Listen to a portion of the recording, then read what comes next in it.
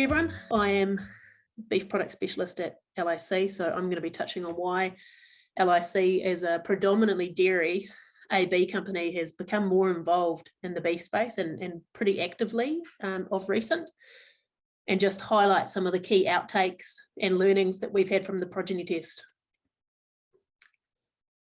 So it's no secret to anyone on this webinar that our entire industry, the way of operation, everything that we do is facing increased scrutiny from both inside and outside that farm gate. And two of the major challenges that our sector is staring down the barrel of is environment and welfare. And we know that even the smallest regulatory change can have significant on-farm consequence. And bobby calves, beef breeding cows, dairy cows, finishing steers, heifers, all of those touch these points in the sector. So we're aware of these changes, we're all aware of these changes, and there are changes that farmers are making to address these. And I think New Zealand, and it won't just be a sentiment shared by me, but New Zealand has a really unique story with our food products, one that we're proud of supporting. And we can see through the uptake of particular products across AB companies, not LIC specific, that dairy farmers in particular, that's obviously the visibility that I've got at my end, are responding proactively in this space. So irrespective of AB company, dairy farmers are using more sex semen to produce more heifer calves from their best cows. We're seeing more beef semen used, and farmers are looking for those value add opportunities for their business in response to these pressures. And the social pressure in particular to reduce the number of bobbies, irrespective of the dollar or medicinal value that they actually give to the world. It sees farmers making adjustments to their breeding programs to accommodate these pressures. You know, we've seen end-to-end supply chains established in response to this. Sex semen domestically and internationally is just going, and the worldwide usage of beef AB is just going gangbusters. And although the changing industry scene is a daunting one, there is opportunity here for the dairy farmer, the growers, finishers, meat processors, exporters, marketers to really capture and capitalize on that unique grass-fed free range story that we have for the beef, but also the dairy. And that's before you even bring in the environmental efficiencies that we've learned about of recent as well, when you compare the New Zealand products to overseas too. You know, a good example is the recent detection of mad cow disease in some Brazilian beef exports that happened. They suspended their exports to China, Brazil being the biggest meat exporter in the world and China being its biggest customer. That just got pause put on it. And that just adds weight. Unfortunately, we couldn't capitalize on that a whole lot because it being at a low point in the processing season. But New Zealand has such an excellent animal health status regard in the world. Those are the sorts of opportunities that will come our way. So when there are beef bulls that are proven to not compromise calving ease, as Anna's made explicitly clear, but they can still deliver that curve bending growth and quality, these are the bulls that need to be made available to dairy farmers at scale so that we can start to supply the industry with this sort of dairy beef animal. And that's why LIC has become involved. You know, we're really proud of the fact that we have touch points with the vast majority of New Zealand dairy farmers, and our recent collaboration with Anna and the team at Beef and Lamb Genetics is only going to serve to increase that accessibility to some of the most elite bulls that will come out of this progeny test. These are just conservative numbers. There will be matings that aren't recorded. There will be some that basically the national database has put a hold on it and said it doesn't quite look like it should. But this just shows you that the number of beef inseminations going into the New Zealand dairy herd is continuing to grow.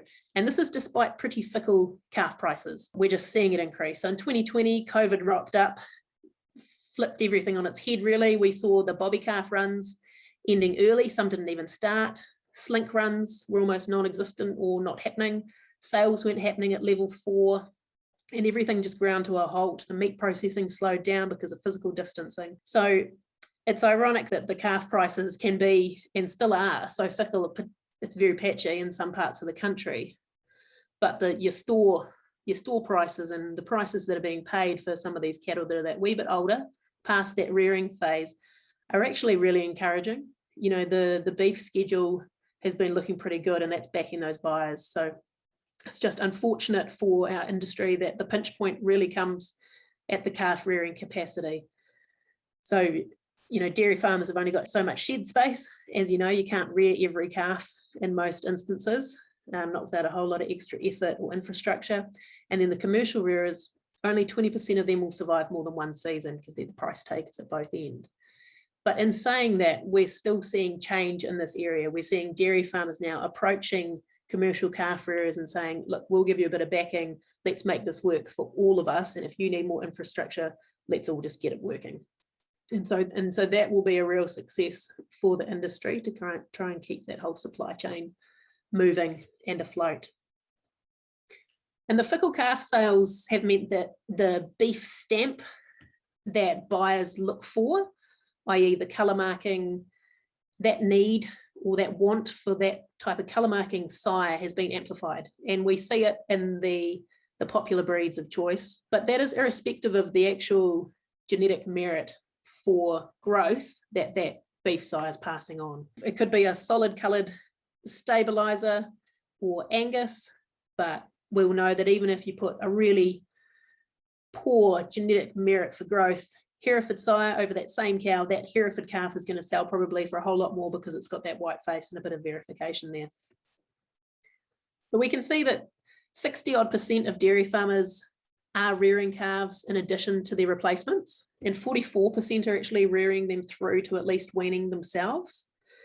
And that's a lot of animals in the scheme of things. You've got 5 million dairy cows, you've got 1 million replacements. We know how many bobbies there are. That means that there's roughly 2 million calves, most of which are likely to be dairy beef, that are actually being reared just out of sight.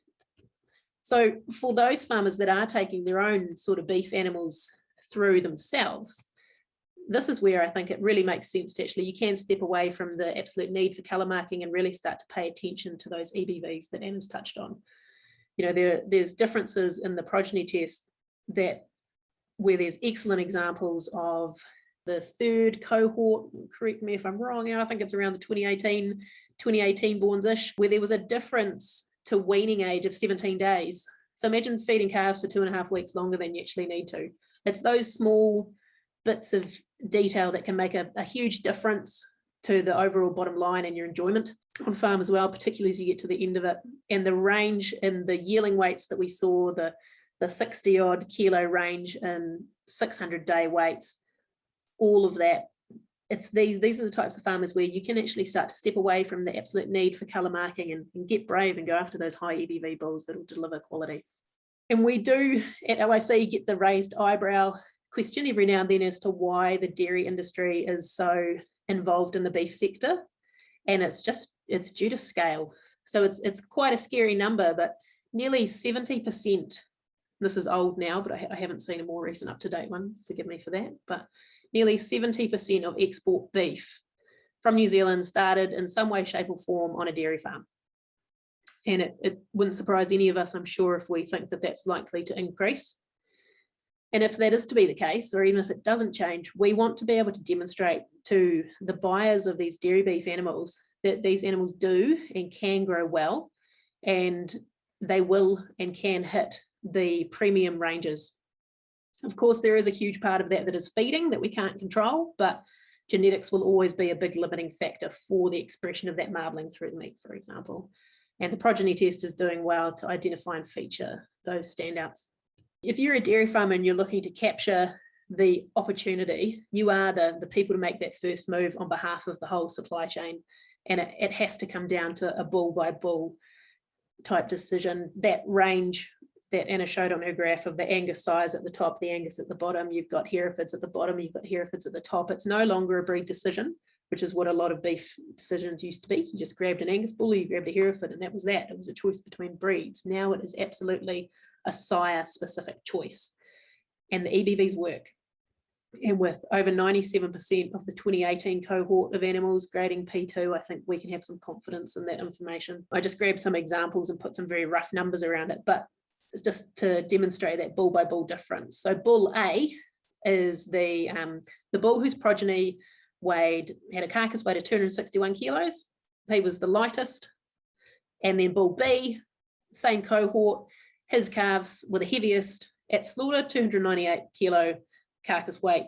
If you just chuck $5 a kilo for the beef schedule in there, that's $185 per head difference between those two animals there. We know both of those bulls did have acceptable calving ease. They both had acceptable gestation lengths. So we're not doing anyone a disservice by picking either of them. We're just doing a massive service if we pick bull B in this case, what he can offer over and above bull A for those further down the supply chain. It's just a matter of getting those straws out and delivered onto dairy farms nationwide. And that's where at LIC we feel we can help. We've got a team of, there's the team of technicians that are nationwide, and we've got the ability to just distribute. If you looked at the average, $185 per head sounds really extreme. That's the best to the worst. But if you just looked at the average, the difference was $110 per head between the average of that cohort versus the top sire. And if you've got a line of 100 dairy beef animals that you're looking to finish, that's some significant dollars that could have been had the dairy farmer used a particular bull over and above the other.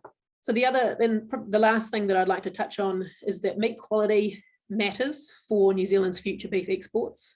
And we and Beef and Lamb look forward to helping farmers access these elite genetics. And I'm sure that Darren from Alliance will touch on this, but one of the big threats to our beef industry is the synthetic meats, what you see on the left of your screen, versus your plant-based meats on the right. At the moment, the market that those products will erode will be our mincemeat manufacturing beef. And that's why the processors are now looking to really set themselves apart with quality offerings, prime animals, and go after that quality market. And this progeny test is identifying the sires that can tick the box for the dairy farmer, the rearer, the grower, the finisher, the processor, and now the marketer too. So we're really stoked to be involved.